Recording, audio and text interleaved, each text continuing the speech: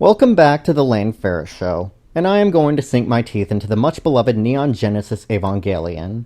The first time I watched it was back in late 2018, and from what I remember, it was a very dry series that ultimately left a bad taste in my mouth, and I really could not for the life of me understand the hype. Put down your guns.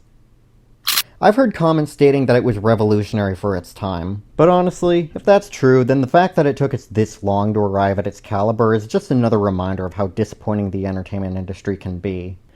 But now that 4 years have passed, God, I'm going to try to form a more articulate message with this. So, Evangelion 2.0 commence!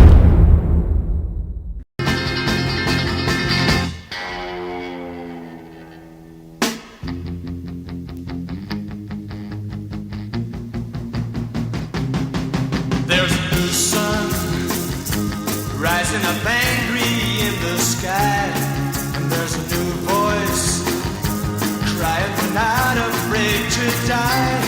Let the old world make believe it's blind and deaf and dumb, but nothing can change the shape of things to come." So the very first thing we see in this series is the intro, which kind of calls us to remember that this was during the 90s when it was common. Culture shock, here I come. It's a pretty nice theme, even beyond the standards of its time, I'll give them that. Let me just say that the current dub sucks on grounds that it's not the original. The characters sound closer to their age, which some consider an improvement, except that it is completely defiant of Japanese culture. Anime characters are not supposed to look and sound their age. Their forefathers did not sacrifice their image in World War II, so 18-year-old girls would actually appear 18 years old. Their ancestors did not bleed on foreign soil, so we can break tradition and not consider 13 years old an appropriate age to consent. So that's why I'm using a buggier website just to hear the original. Anyway, so basically in this world there are giant monsters called angels attacking, and the protagonist Shinji is waiting to be picked up by a purple-haired dame, Misato Katsuragi, before she strolls in fashionably late. The UN sucks at fighting, big surprise, and the two head off to an organization by the name of Nerve, where Shinji meets Jindo, who may be his father but has been too busy hustling with work to be his daddy, and is told to pilot Unit 1.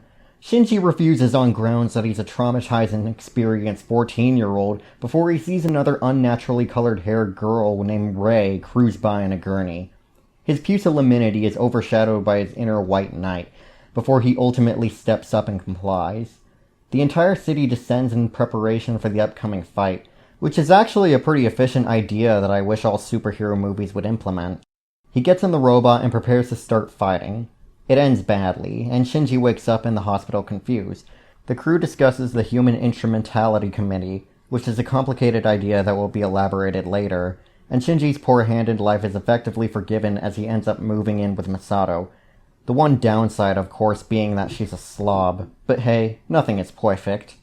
As he settles for bed, we get a flashback with the fight, and the robot reveals to have an eye, which is not only animated, but designed horrifyingly. Weeks pass, and he grows desensitized to the process. We then see his mandatory classmates Nerd, Bully, and Hikari, the last of which I'm just going to state is in fact quite underrated.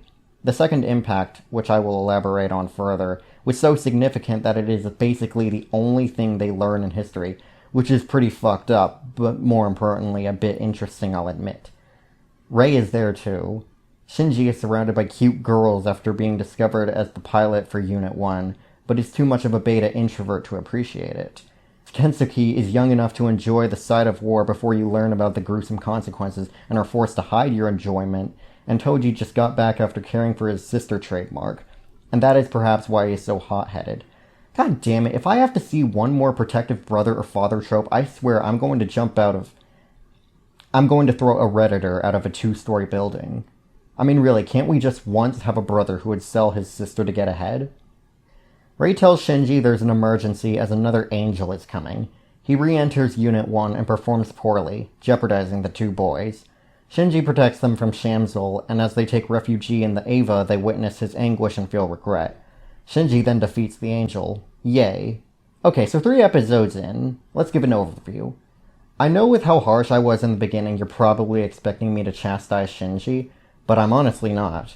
It's the same thing with Shoe of Guilty Crown, in that it really isn't surprising that he's so reluctant to do something so dangerous and traumatic after what he's gone through, especially since he's effectively just an ordinary kid. Aside from that, he's not really very interesting, so I can't honestly say too much about him. Now, the first impact derives from a very alternate history in which all of humanity originates from a creature named Lilith, after the Earth gets hit by a large spherical object known as the Black Moon 4 billion years ago. However, the Adam seed of life was already there, and as only one seed can prosper, both were to be killed with only Lilith surviving and denying Adam's descendants of angels to populate the Earth. The second impact occurred in 2000 after Daddy Purplehair made an experiment on Adam which reawakened him, causing an explosion melting Antarctica, shifting the Earth, and eradicating half of humanity. And 15 years later in 2015, when the show takes place, the angels are attacking Tokyo, I presume to reach Lilith, who is stored in Nerve. That is something that I would have really loved to have known when I actually watched this first. Shinji runs away despite mustn't, and general establishment happens. He meets up with Misato and they stare at each other for a full minute, and she scolds him for his indecisiveness. He even tries to flee again before copping out and returning home. Alright, so after that we get a flashback before the pilot in which Unit 0 is tested with Rei before it goes berserk, and turns out Shinji's white knightness is hereditary as Jindo opens the burning vault to assure Rei's safety. Shinji wonders about his father's burnt hands and Rei's aloofness. He then goes to the latter's room to deliver her lost ID, but lands on her naked as her underwear falls on top of them. Rei asks Shinji about his faith in his father, to which he so audaciously disagrees with being ignored for several years that prompts a slap. Another angel by the name of Ramiel appears. Shinji ends up hospitalized, and Misato steps up to lead against it. Rei is assigned to protect Shinji before he decides not to pilot. He then changes his mind and essentially saves the night, but not without Rei almost dying.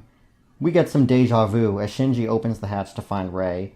They have an admittedly sweet moment as the former encourages her to express her emotions, to which we get a practical meme. Antics. Shinji is slow to appreciate the underlying treasure of being roomed with a sexy cougar. Alright, now the gang is heading off to a fleet to which they brought the boys for some reason, and we meet Asuka, the girl in the intro that I was looking forward to meeting when I first saw it, to finally grow familiar with her as a character. What did you do that for? Ah. That's the viewing fee. Quite a bargain. And she's just a bitch. Oh, also?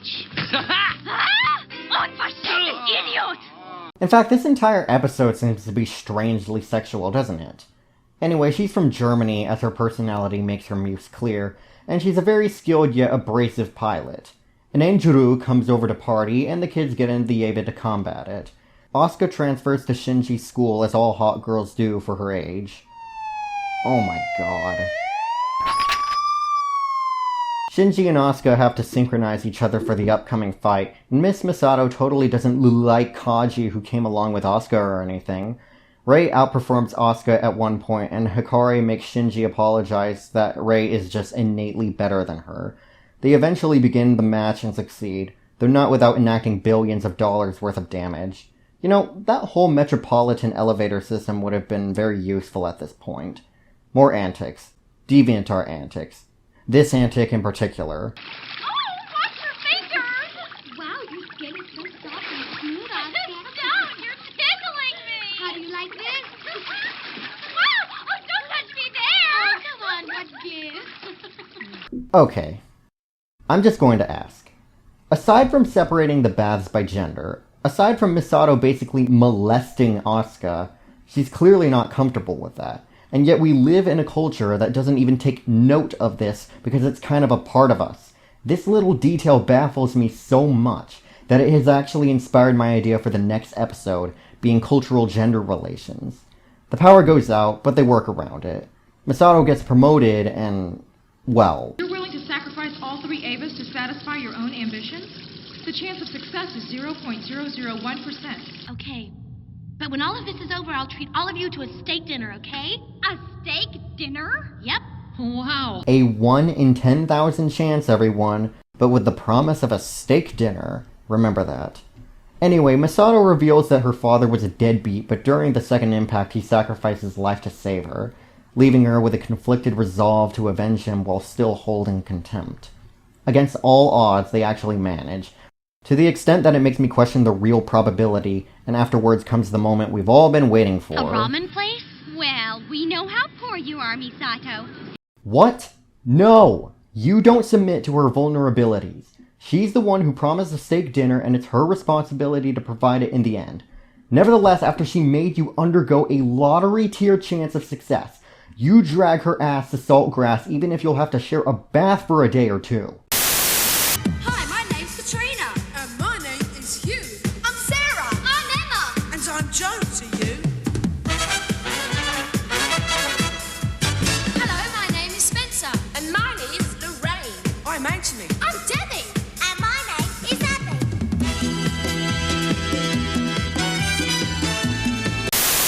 Pardon my hostility. I'm not sure if this is even about the steak anymore.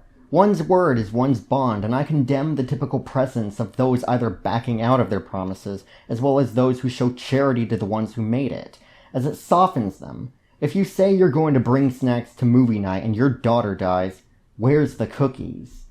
Anyways, 15-mile-long schlong 69 finally commits to its threats and hacks Nerve in the form of an angel. However, it fails in its endeavor, but not without fucking my mom. Alright, now for the recap episode. Shinji is called to Nerve to fulfill his destiny and reluctantly consents to pilot Unit 1 and defeats an angel.